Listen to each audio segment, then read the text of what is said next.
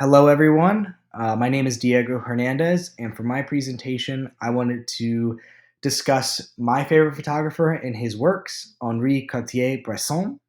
Besides being my favorite photographer, he is one of the most influential photographers in history, known as the pioneer of street photography and, quote, the decisive moment. The decisive moment, besides being an art movement he created, is a book of his collected photos and essays. It can be defined as capturing an instant when all the visual and emotional elements in a scene are perfectly aligned. Just before things change, the idea elevated photography from mere documentation to visual poetry and shaped generations of photographers like Robert Frank and Steve McCurry.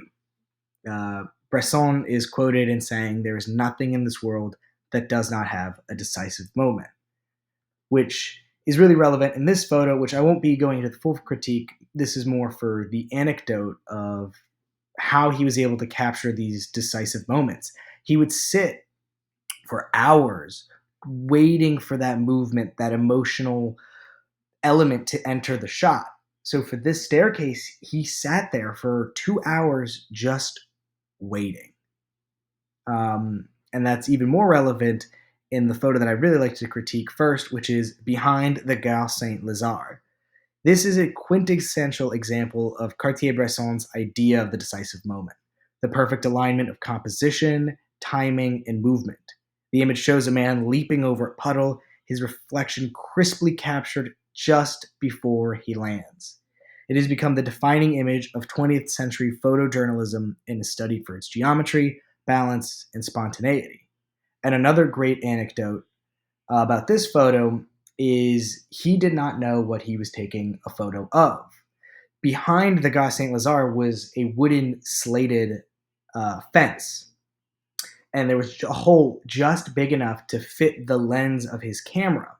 So he would peek through, put the camera in the hole, and capture the image. And he was able to get this incredibly, incredibly powerful photo. I don't want to say on sheer luck, but I don't know any other way to say it. The next photo is the Rue Meffetard. This is a joyful photo of a young boy proudly carrying two large bottles of wine down the street, which captures the human spirit and the everyday life that is filled with humor and tenderness and warmth.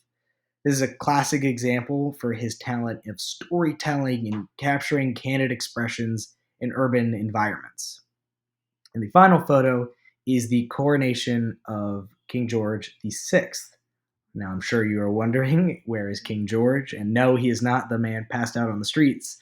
Instead of photographing the royal family, Cartier-Bresson turned his lens toward the crowds waiting for the coronation, capturing real people sleeping, eating, lounging on the streets.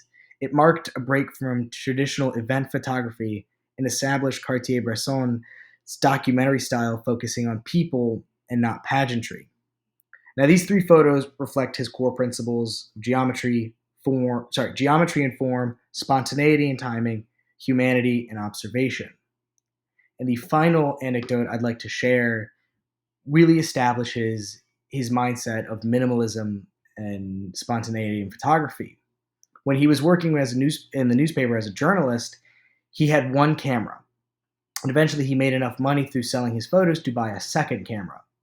And the moment he bought that second camera, he immediately regretted it because it was superfluous. He had a perfectly working camera, and he realized that's all you need to really capture the human spirit.